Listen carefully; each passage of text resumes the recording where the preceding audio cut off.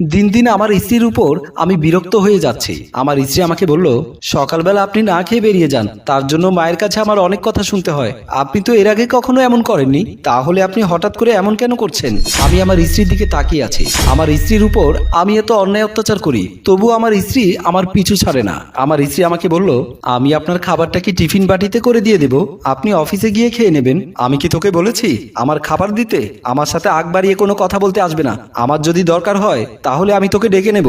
আমার কথা শুনে আমার স্ত্রী রিয়া চুপ হয়ে গেল, কোনো কথাই বলল না। আমি খেয়াল করে দেখলাম আমার স্ত্রীর চোখের পানি টলমল করছে। আমি বললাম, কান্না ছাড়া তো আর কোনো উপায় নেই। প্রতিদিন আমি তোর মুখ দেখে অফিসে গেলে আমার দিনটা খারাপ যায়। আমি তোকে বলে দিচ্ছি, আজকের পর থেকে আমার অনুমতি না নিয়ে আমার সামনে আসবি না। এই কথা বলে আমি অফিসের ব্যাগটা নিয়ে বের হয়ে আসলাম। আমার স্ত্রী রিয়া সেখানেই দাঁড়িয়ে কান্না করছে।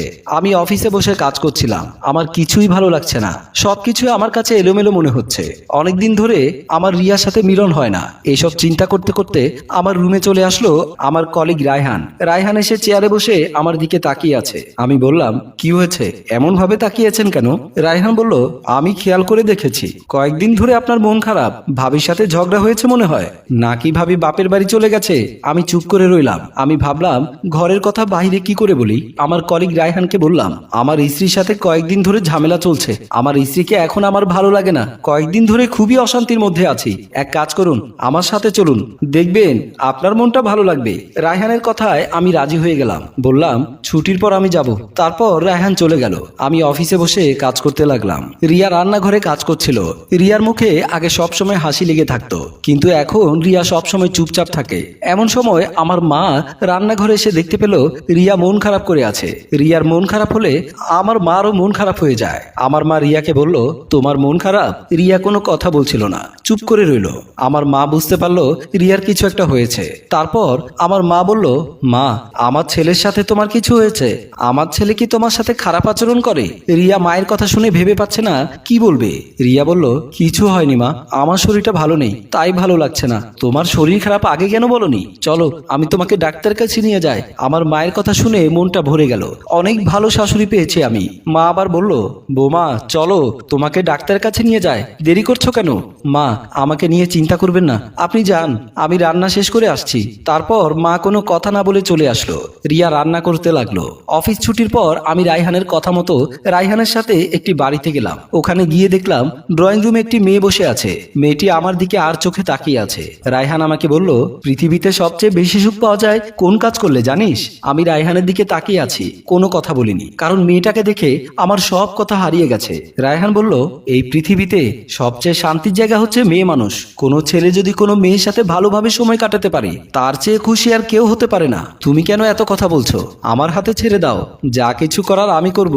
এর সাথে কিছু সময় কাটিয়ে নিন, দেখবেন আপনার মনে সব কিছু দূর হয়ে যাবে। আমি কোনো কথা না বলে মেয়েটির সাথে ভেতরে রুমে চলে গেলাম। মেয়েটি আমাকে ভেতরে নিয়ে গিয়ে খাটের উপরে বসিয়ে বলল, এর আগে কখনো অন্য মেয়ের সাথে সময় কাটিয়েছেন? আমি আমার স্ত্রী ছাড়া কখনো কোনো মেয়ের কাছে যাইনি। হোটেলের মেয়ে আর ঘরের বউয়ের মাঝে অনেক তফাৎ। আমার খুব ভয় করছে। ভয় পাবার কোনো কারণ নেই। আপনার অভিজ্ঞতা না থাকলে কি হবে? আমার অনেক অভিজ্ঞতা আছে, আমি আপনাকে সবকিছু শিখিয়ে দেব। এই কথা বলে মেয়েটি আমাকে জড়িয়ে ধরলো। তারপর আমাকে বিছানায় ফেলে দিল। আমি রাতের বেলায় আমার স্ত্রীকে নিয়ে শুয়ে আছি। আমার স্ত্রী আমাকে স্পর্শ করে বলল, আপনার সাথে আমার কতদিন ধরে দৈহিক মিলন হয় না, আপনার মনে আছে? আমি রিয়ার কথা শুনে চুপ করে রইলাম। রিয়ার কথার আর কোনো জবাব দিলাম না। আমি রিয়ার উপরে বিরক্ত হয়ে আবারও শুয়ে পড়লাম। রিয়া নাছোড়বান্দি, ছেড়ে দেওয়ার পাত্রী না। আমাকে শোয়া থেকে টেনে তুলে ফেললো। আমাকে তার সাথে কথা বলতেই হলো। আমি বললাম, আমার সবকিছু মনে আছে, কিন্তু কি করব? তোমাকে এখন আর আমার ভালো লাগে না। তোর নিঃশ্বাস আমার খুব বিরক্ত লাগে। আমাকে এখন আর আপনার ভালো লাগে না। একটা সময় ছিল যখন আপনি আমাকে একটু না দেখে থাকতে পারতেন না। আমাকে একটু দেখার জন্য আপনি আমার দরজার সামনে দাঁড়িয়ে থাকতেন। আমি যদি আপনার সাথে রাগ করে কথা না বলতাম, আপনি পাগল হয়ে যেতেন। এখন আপনি বিরক্ত হয়ে যান, এখন আপনার আর আমাকে ভালো লাগছে না। আচ্ছা, আপনি একটা কথা বলুন তো, ভালো না লাগার মতো কি নেই আমার মাঝে? আমি তো তোকে বলে দিয়েছি তোকে আর আমার ভালো লাগে না। আশা করি এই নিয়ে তর্ক করবি না। তোর যদি ইচ্ছে হয় তাহলে তোর বাবার বাড়িতে চলে যেতে পারিস।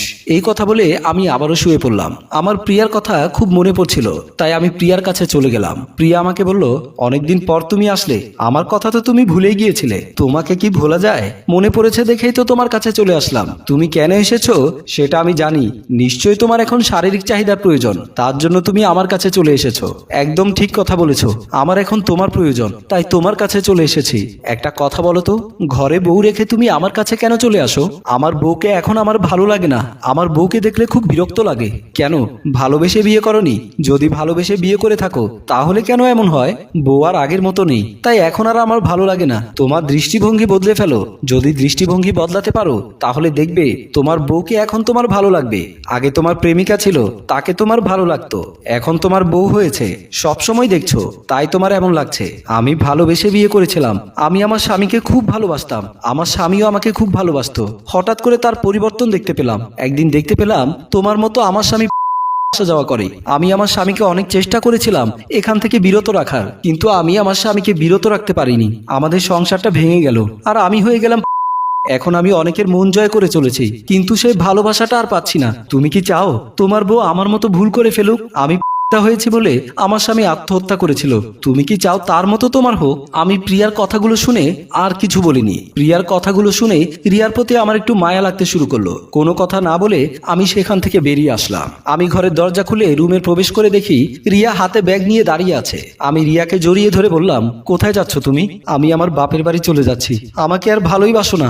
আমাকে দেখলে তোমার বিরক্ত লাগে? তাহলে এখানে থেকে কি করব আমি? তুমি আমাকে মাফ করে দাও। আমি আমার ভুল বুঝতে পেরেছি। আমি ভেবেছিলাম বিয়ের আগের মতো তোমাকে কেন পায় না, আমি এটা ভুলে গিয়েছিলাম। তুমি আগে ছিলে প্রেমিকা, এখন হয়েছো আমার বউ। বউ আর প্রেমিকার মাঝে অনেক ব্যবধান। প্রেমিকা যখন ছিলে তখন তুমি আমাকে অনেক খুশি করার জন্য অনেক কিছুই করতে, আমি তখন অনেক খুশি হতাম। এখন হয়েছো তুমি আমার বউ, এখন তোমার অনেক দায়িত্ব। এখন তোমার অনেক দায়িত্ব কাঁধে পড়েছে। আগের তুমি আর এখনকার তুমি অনেক তফাৎ। এই কথা বলে আমি আমার বউয়ের কাছে মাফ চাইতে লাগলাম। সম্মানিত ভিউয়ার্স, স্ত্রীকে সম্মান করতে শিখুন, তা না হলে সংসার জীবনে কখনো সুখী হতে পারবেন না।